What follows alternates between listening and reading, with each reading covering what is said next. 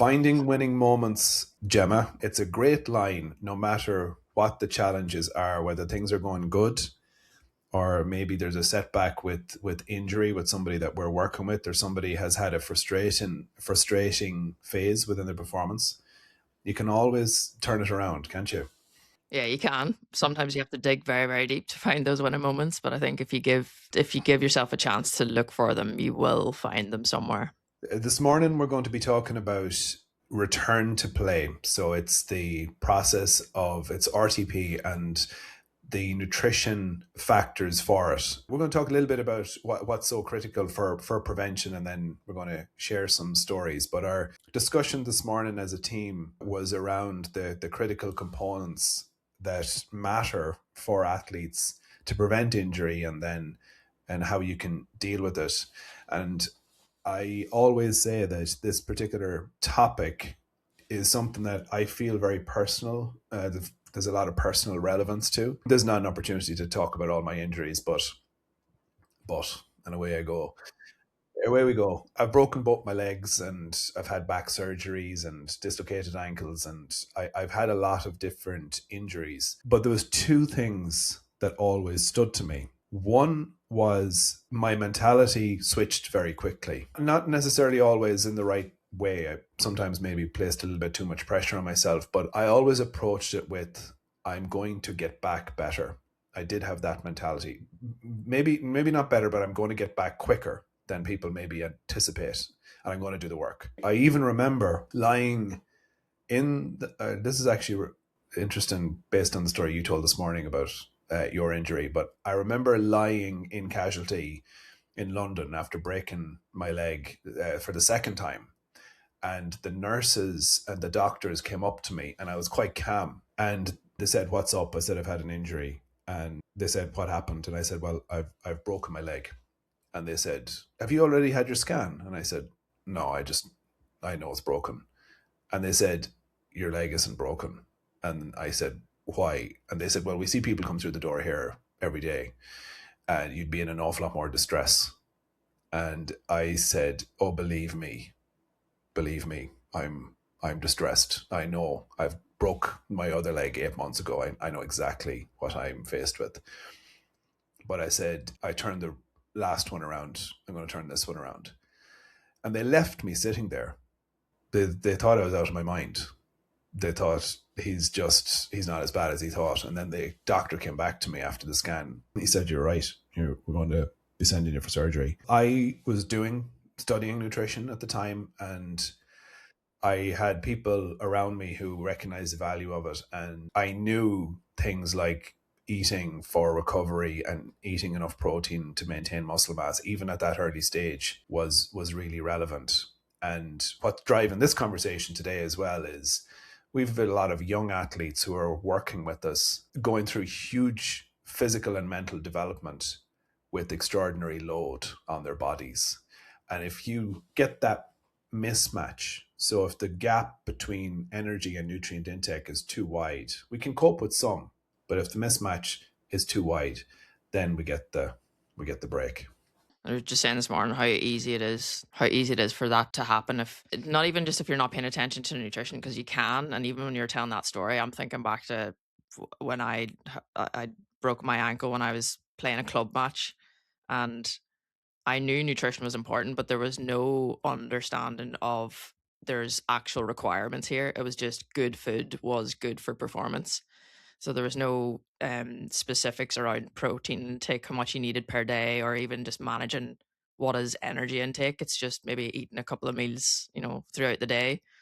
But then when you actually look at not even there's the research, but day to day when we're working with clients and we see the intake, but their training load, how much they're doing outside their training, it's very easy for that mismatch to just be there, be present, and for then that being a major risk for injuries. And then alongside that, younger athletes being so uniquely um they can't think of what the word is, but their susceptibility to being injured is so much higher because of how many changes there are. Also growth, development, tissue changes, hormonal changes, bone changes, all of that's happening at a different rate. And so many younger athletes a 13-year-old and a 14-year-old could be completely different. They could be miles apart in terms of development. So it's so individual also.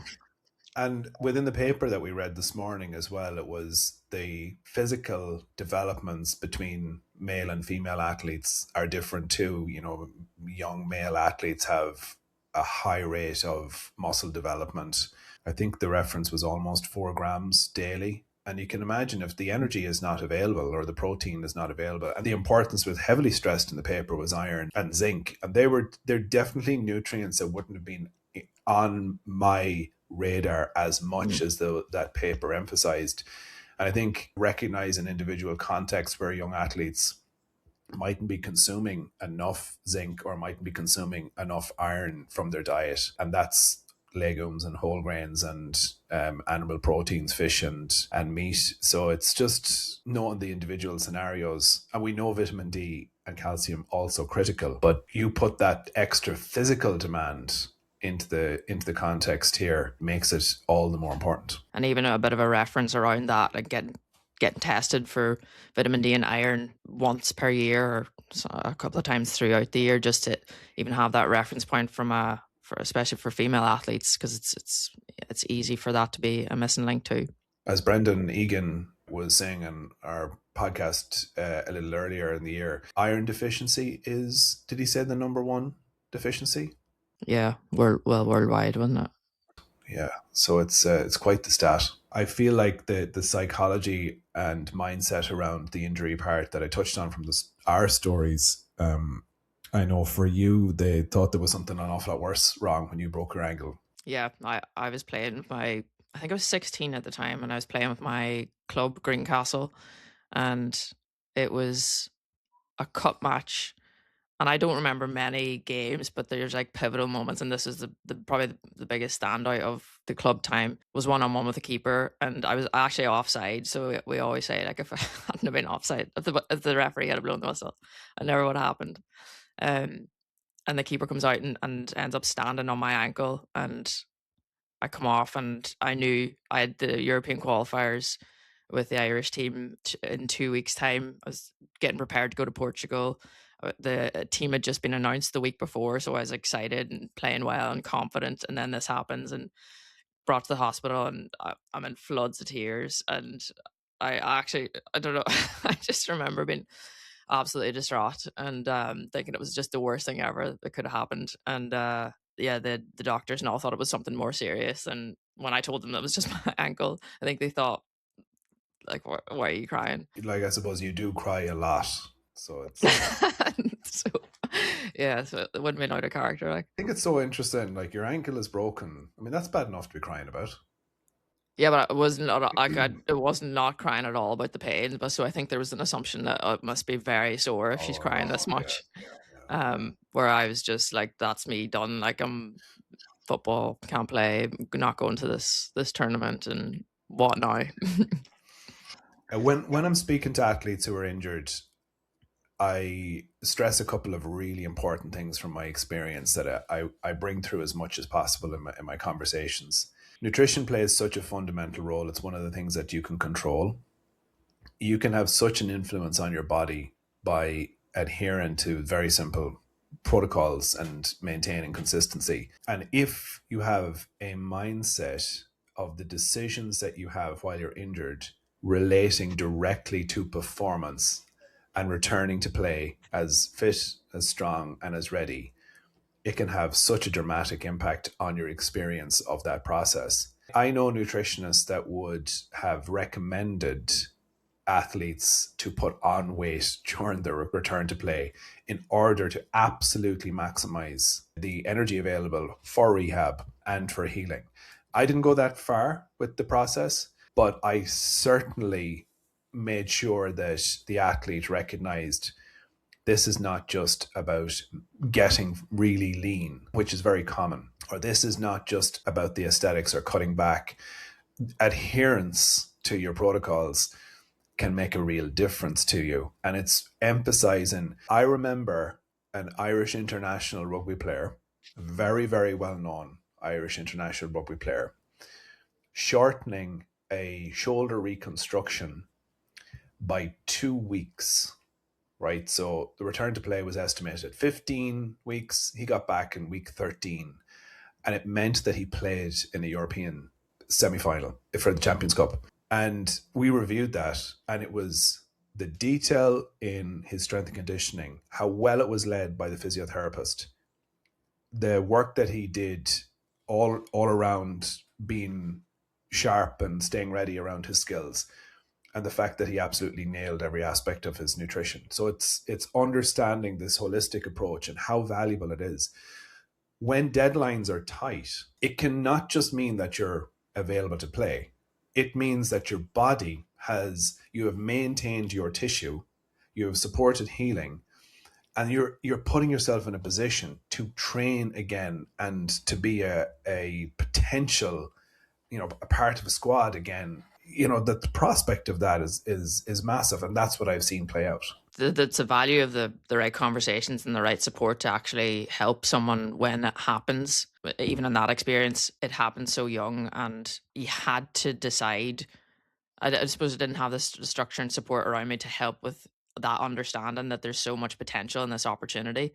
But now it's definitely led to having an experience and knowing how to turn it around. And then for older athletes, maybe in an environment where they can have these conversations and someone can actually help them to seek the opportunity from it. I think it is something to recognize for maybe younger athletes that might not have that club support or the right conversations that would help to show other, it's not just about rest at this time. It's actually, there's specific strategies that you could do to get you back better and faster. That point around the conversation is absolutely pivotal.